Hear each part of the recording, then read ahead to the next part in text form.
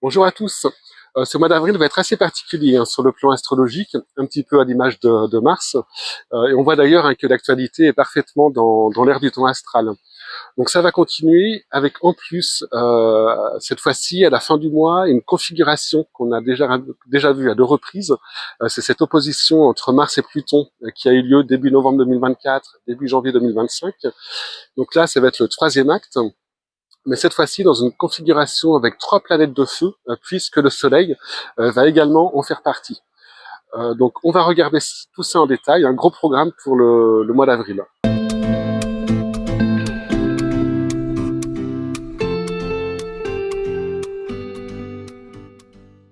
Alors on va commencer par observer le mouvement des planètes durant le mois d'avril. En premier lieu, les 5 planètes les plus lentes, qui sont les plus importantes sur le plan prévisionnel en astrologie, même si ce mois-ci, deux planètes rapides, Mercure et Vénus, sont dans leur phase rétrograde, quasiment stationnaire, et donc vont se comporter comme des lentes. Ce sont les planètes vertes et roses, et vous allez voir qu'elles font presque du surplace, surtout en début de mois. Donc la plus lente de toutes ces planètes est Pluton. Elle est toujours au tout début du signe du Verseau, à 3 degrés 34 le 1er avril, mais elle ne va pas aller beaucoup plus loin cette année, car elle va commencer à rétrograder, donc à reculer au début du mois de mai. Donc à partir d'avril, il n'y aura pas de nouvelles personnes concernées par le transit de cette planète, autres que celles qui le sont déjà. Et donc pas de nouvelles personnes avant février 2026. Alors je vous laisse consulter les vidéos des prévisions annuelles pour voir l'influence de ces planètes lentes pour votre signe. Vient ensuite Neptune, planète extrêmement lente également, puisqu'il lui faut 164 ans pour faire le tour du zodiaque. Alors Neptune vient de changer de signe, c'était fin mars. On voit qu'elle est au tout début du signe du Bélier. Elle repassera encore en Poisson en octobre, avant de s'installer définitivement en Bélier en janvier 2026. Alors la planète va parcourir le premier degré du Bélier en avril, et ce sont donc les natifs du premier jour de leur signe qui connaîtront son influence ce mois-ci, avec une certaine confusion possible pour les cancers, les balances, les capricornes et les béliers, une impression de flottement, des décisions plus difficiles à prendre, par exemple. Mais la planète a aussi ses bons côtés, ressentis par les lions, les sagittaires, les gémeaux et les verseaux, nés le premier jour de leur signe. Et cette planète peut rendre la vie assez magique, avec des synchronicités qui se multiplient, une impression étrange d'être protégé, des intuitions plus fortes, entre autres. Uranus est toujours à la fin du signe du Taureau, dans le troisième décan. C'est en juillet qu'il passera en Gémeaux. En attendant, il va continuer à apporter son lot d'imprévus, de volonté de changement, d'accélération du rythme pour les personnes concernées, donc de la fin des signes. Et ce sera bienvenu pour les Capricornes, les Cancers, les Vierges et les Poissons, et certains Taureaux. Mais les choses se feront de façon trop précipitée parfois pour les Lions, les Verseaux, les Scorpions et d'autres Taureaux. Certaines décisions pourraient être trop radicales ou mal perçues. Mais dans tous les cas, un aspect d'Uranus à son soleil natal, donc pour l'ensemble de la fin des signes d'ici le mois de juillet, il y a aussi une volonté de se différencier, de gagner en liberté, dans la vie de manière concrète, mais aussi dans sa façon d'être. On peut se montrer sous un jour nouveau. Là encore, vous aurez plus de détails sur les personnes concernées et l'influence d'Uranus pour votre signe dans les prévisions annuelles. Ces planètes lentes s'étudient sur de plus longues échelles qu'un simple mois. Planète suivante, Saturne, donc elle est toujours à la fin des Poissons.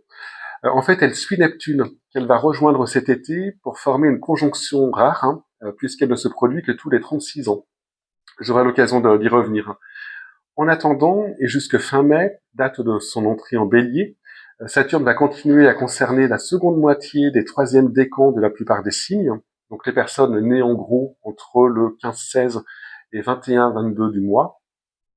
Et Saturne sera facteur de construction, de consolidation, de renforcement, de sûreté pour les cancers, les scorpions, les capricornes, les taureaux et une partie des poissons. Pour les vierges, les gémeaux, les sagittaires et une autre partie des poissons, donc toujours de la fin du troisième décan, Saturne aura plutôt des propriétés freinantes. Il peut indiquer une impression de pesanteur, une certaine frustration, un empêchement, un loupé dans tel ou tel domaine. Alors, C'est jamais drôle sur le coup, mais il y a toujours une portée évolutive avec cette planète. Une occasion de gagner en maturité, entre autres, parfois en sagesse. Dernière planète lente, Jupiter. Donc, cette planète concernait les deuxièmes décans des signes depuis plusieurs mois, car il avait rétrogradé dans le deuxième décan des Gémeaux. Il va enfin en sortir pour rejoindre le troisième décan à partir du 24 avril. Il va y rester jusqu'au 10 juin. Donc durant toute cette période, qui va de fin avril à début juin, ce sont l'ensemble des troisièmes décans qui profiteront de cette influence jupitérienne qui se manifeste généralement par davantage d'optimisme, plus de vitalité, un rayonnement personnel particulier qui attire. On se sent plus confiant, mieux dans sa peau. Mais il y a tout de même des risques d'excès pour les Sagittaires, les Vierges et les Poissons et certains Gémeaux. Excès de confiance par exemple, ou ego qui peut enfler un peu trop. Donc là aussi, plus de détails dans les prévisions annuelles. Alors avant de passer aux planètes rapides, je voudrais apporter une petite précision. On a vu qu'une bonne partie des planètes va rester groupée tout le mois. Vénus et Mercure sont en phase rétrograde et vont donc parcourir beaucoup moins de chemin que d'habitude. Donc certains décans de certains signes ne vont pas connaître d'aspect à leur soleil ce mois-ci. C'est le cas du deuxième décan du Taureau par exemple. On voit que le tableau est vide. Mais je rappelle que dans les horoscopes, on ne peut tenir compte que de la position du soleil de votre thème astral, qui détermine votre signe astrologique. Donc ça ne veut pas dire qu'il ne va rien se passer pour vous sur le plan astral. D'autres éléments de votre thème, des angles ou des planètes, vont connaître des transits planétaires, mais ça, on ne peut pas le prendre en compte dans les horoscopes, beaucoup trop généralisés. On passe donc aux planètes rapides.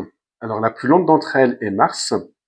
Alors vous vous souvenez peut-être que la planète a rétrogradé il n'y a pas longtemps, entre décembre et février. Ça ne lui arrive que tous les 2 ans. Elle a avancé jusqu'au 6e degré du Lion, puis elle est revenue en Cancer, donc en reculant, et depuis fin février, elle est repartie en avant. Mais elle se trouve encore dans la zone du zodiaque sur laquelle elle est déjà passée 2 fois.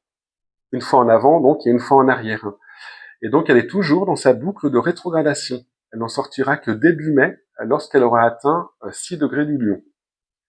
Donc, en attendant, jusqu'au 18 avril, Mars est à la fin du Cancer, et son troisième passage, en phase directe, indique qu'il est temps de passer à l'action, après la période plus intériorisée, période de préparation peut-être de sa phase précédente. Il sera stimulant et aidera en ça les cancers de la fin du signe, mais aussi les scorpions, les poissons, les vierges et les taureaux, toujours de la fin du signe. Il aura un rôle énergisant. Pour les capricornes, les béliers et les balances de la fin du signe, ce regain d'énergie pourrait être plus difficile à gérer, à canaliser, avec parfois une plus grande nervosité, une certaine irritabilité. Il sera important pour vous d'extérioriser cette énergie physiquement, de ne pas la laisser provoquer du stress ou des somatisations par exemple. Et même chose à partir du 18 pour les Verseaux, les Taureaux et les Scorpions du tout début du signe, donc nés les 5 premiers jours, lorsque Mars sera passé en Lion. En revanche, pour les Béliers, les Sagittaires, les Balances et les Gémeaux du tout début des signes, à partir du 18, la planète indique une période favorable pour les prises d'initiative, pour faire avancer les choses. Mars vous donnera un regain d'énergie et vous aidera pour ça. Alors pour les lions du tout début du signe, la période sera aussi très énergique, donc après le 18, mais peut-être trop.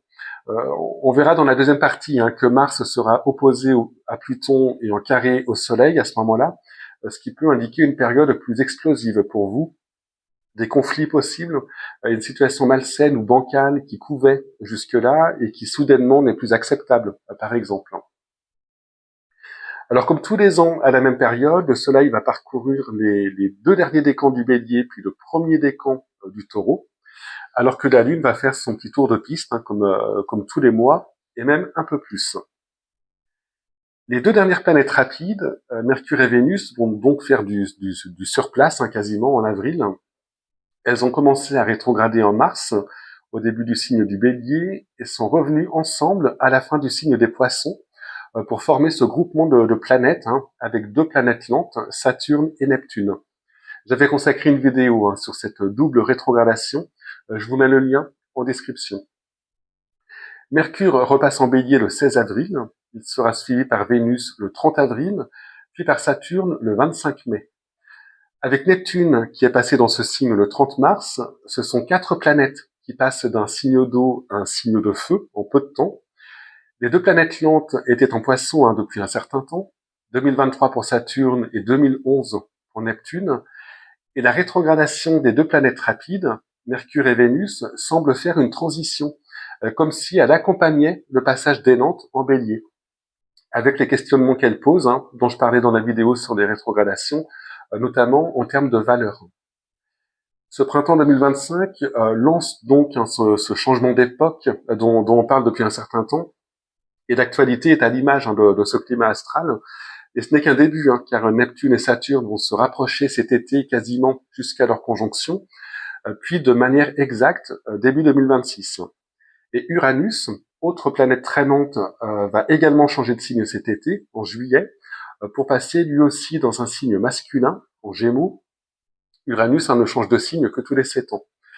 Je reviendrai dans la deuxième partie sur des configurations spéciales formées par ces planètes en avril. Alors comme chaque mois, je vais faire défiler en fin de vidéo des tableaux de synthèse. Donc il y en a 36, il y en a 3 par signe, 1 par décan, et vous y retrouverez donc toutes les influences planétaires du mois d'avril. Vous les retrouverez également par le lien que j'ai mis dans la description de cette vidéo, et par le lien, vous aurez aussi les interprétations, signe par signe, couleur par couleur, et je précise que c'est gratuit, c'est en accès libre. Voici l'exemple du 3e décan du Cancer.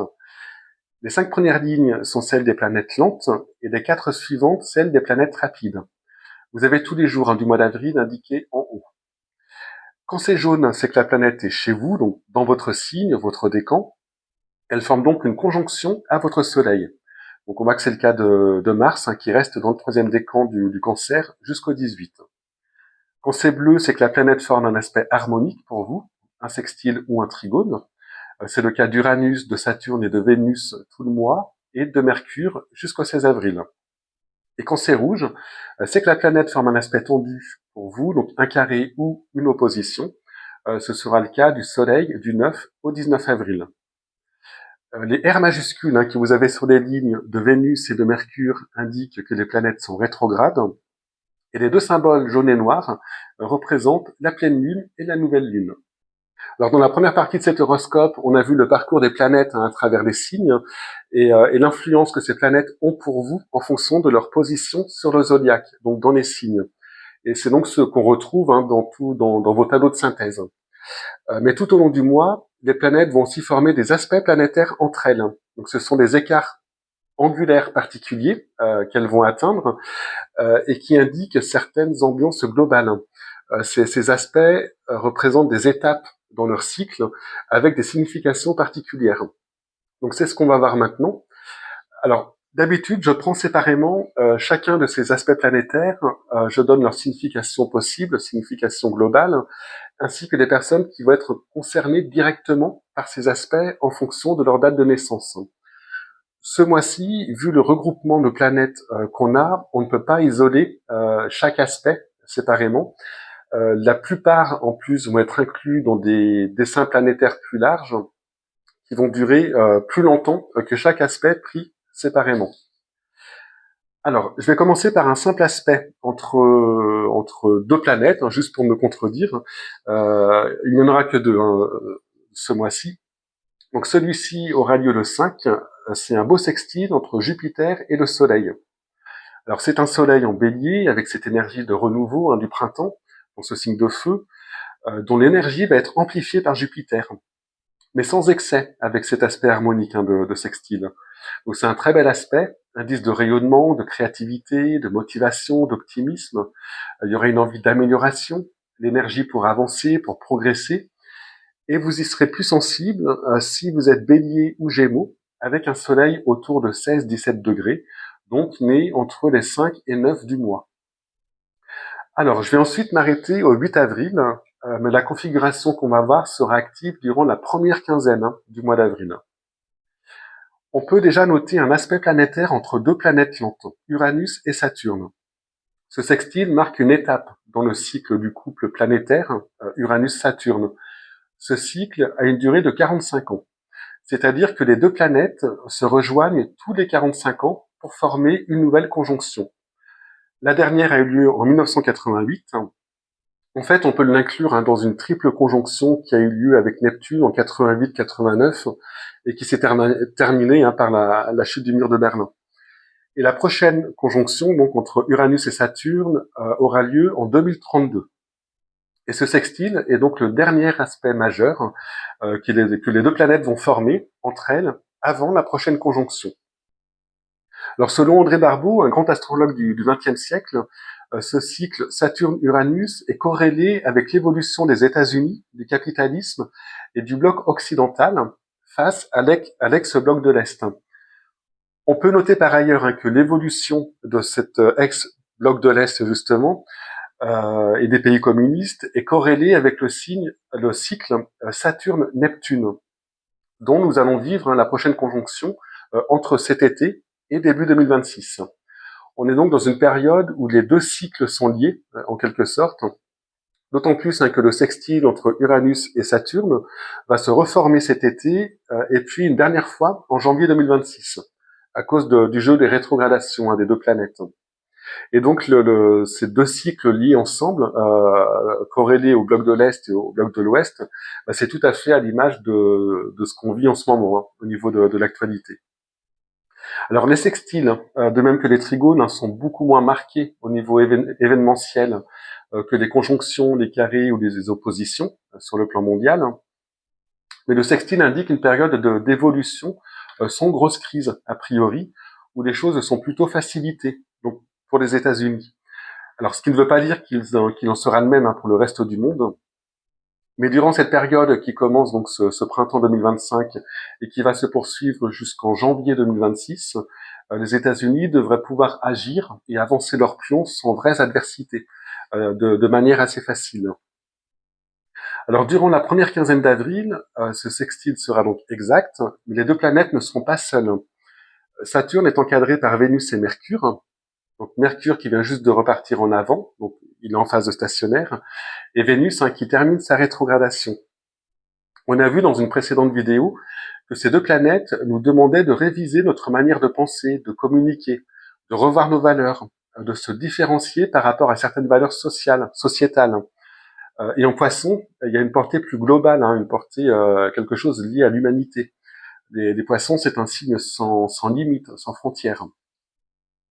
Une quatrième planète va accompagner tout ça durant la première quinzaine d'avril, c'est Mars, qui sera à la fois trigone à cette triple conjonction et à la fois sextile à Uranus, pour former ce petit triangle bleu qu'on appelle parfois triangle mineur en astrologie. Alors c'est un beau dessin planétaire qui permet une certaine habileté, qui permet de concrétiser des choses avec créativité. Mars sera encore en Cancer, signe d'eau, et dénote encore un certain tact dans les rapports humains ou dans les rapports entre nations, ce qui sera très différent, on va le voir, à la fin du mois. En tout cas, une première quinzaine où les affaires mondiales devraient évoluer positivement, avec un souci humaniste, au moins en apparence, avec ces signes d'eau. Sur le plan individuel, vous pourrez bénéficier de cette configuration si vous êtes né dans les 5 derniers jours d'un signe de terre ou d'eau, donc les cancers, poissons, scorpions, taureaux, capricornes ou vierges, nés entre les 15 et 22 du mois, environ, selon les signes. Donc ça peut être le bon moment pour mettre en œuvre un projet, une idée qui serait née courant mars ou début avril, durant ces rétrogradations. Il y a aussi avec Uranus cette idée d'expression nouvelle de soi, de liberté d'action. Cette première quinzaine d'avril sera peut-être l'occasion pour vous de dévoiler aux autres de nouveaux intérêts, une manière de penser que vous ne connaissez pas. Ça peut aussi marquer l'émergence de nouveaux sentiments, mais aussi d'un renouveau dans vos goûts, dans ce qui vous attire ou non. Ça peut être l'occasion là de vivre tout ça concrètement. Alors on retrouve cette configuration dans la pleine lune du 13 avril que voici. On voit les deux luminaires en opposition. La pleine lune sera exacte à minuit 23, heure de Greenwich, donc à 2h23 chez nous. Et donc on retrouve ce triangle mineur en bleu. Mais cette mi-avril devrait aussi marquer un changement dans l'ambiance générale on voit que cette pleine lune est au double carré de Mars. La planète forme un carré au Soleil et un autre à la Lune pour former ce triangle rouge, appelé carré hanté. Alors c'est une configuration très dynamique, mais une configuration de tension. Elle force à réagir, à trouver une voie de sortie à l'énergie accumulée dans le carré hanté. Ici, c'est Mars qui reçoit la force de l'opposition avec un risque d'énergie mal canalisée qui pourrait s'extérioriser en agressivité, en provocation. Mars sera encore en concert, donc avec une certaine susceptibilité quant à ses valeurs traditionnelles, son passé, son histoire, mais aussi tout ce qui est lié au clan, à la famille, à la patrie. Il y a un désir de préservation et peut-être de protectionnisme exacerbé, voire très exagéré, je vais y arriver, dans ce dessin planétaire. Alors ça ne sera peut-être pas encore exprimé ouvertement durant cette pleine lune. On a encore ce triangle mineur en bleu qui pourrait préserver, mais on sent le germe d'un Mars bien plus guerrier qui pourrait se révéler en seconde partie de mois dans la configuration qu'il va former avec Pluton et le Soleil. Et justement, si on avance de quelques jours, on va aller jusqu'au 24 avril, on voit se former un autre carré hanté entre les trois planètes de feu dont je parlais. Il va être présent une bonne semaine à partir du 20 avril environ. Alors, je ne sais pas si vous vous souvenez, j'ai beaucoup parlé de l'opposition qui a eu lieu à 2 reprises entre Mars et Pluton. Une première fois début novembre lors de l'élection américaine, puis une seconde fois début janvier alors que Mars était rétrograde. Ici, on a donc le troisième acte avec cette dernière formation. Mais cette fois-ci, les deux planètes ne sont pas seules puisque le Soleil sera de la partie pour transformer cette opposition en carré hanté. Alors il faudra surveiller cette période très chaude sur le plan mondial où la réactivité sera très grande. Les esprits pourront s'échauffer pour pas grand-chose. Mars ne sera plus en Cancer mais en Lion, un signe lié à l'ego, à l'image, et les susceptibilités seront très présentes. On devrait agir davantage avec des coups d'éclat qu'avec de la diplomatie. En Lion, on a besoin que les actions soient visibles et retentissantes. Alors, on peut corréler cette opposition Mars-Pluton avec le début du mandat de Donald Trump. Il a été élu lors de sa première formation, donc début novembre. Puis en janvier, quand Mars était rétrograde et donc à nouveau opposé à Pluton, il annonçait la série de mesures qu'il allait prendre lors de son investiture. Alors, il ne pouvait pas encore agir début janvier, lorsque l'opposition s'est formée, car Mars était rétrograde à ce moment-là. Donc, on était plus dans la préparation des actions futures. Et donc, on peut s'attendre fin avril à des décisions importantes, des initiatives avec des conséquences sans doute très visibles, très importantes, et le tout dans un climat sans doute assez tendu. Sur le plan individuel, les signes fixes, donc les lions, les verseaux, les taureaux et les scorpions, seront particulièrement sensibles à cette configuration, surtout si vous êtes né dans les 5 premiers jours du signe, donc entre les 21, 22 et 26, 27 du mois. Vous devriez ressentir une certaine nervosité entre les 20 et 27 avril, avec une certaine tension intérieure, avec une difficulté à utiliser de manière constructive ce surcroît d'énergie qui sera très difficile à maîtriser. Il faudra faire attention aux colères incontrôlées, mais aussi aux conflits susceptibles d'apparaître durant cette période. Vous pourriez même susciter, malgré vous, une certaine adversité. Alors la nouvelle lune se produira justement durant cette semaine assez chaude. On le voit sur cette carte du 27 avril avec la conjonction entre le Soleil et la Lune. Et donc on retrouve cette configuration de carré hanté avec Mars et Pluton.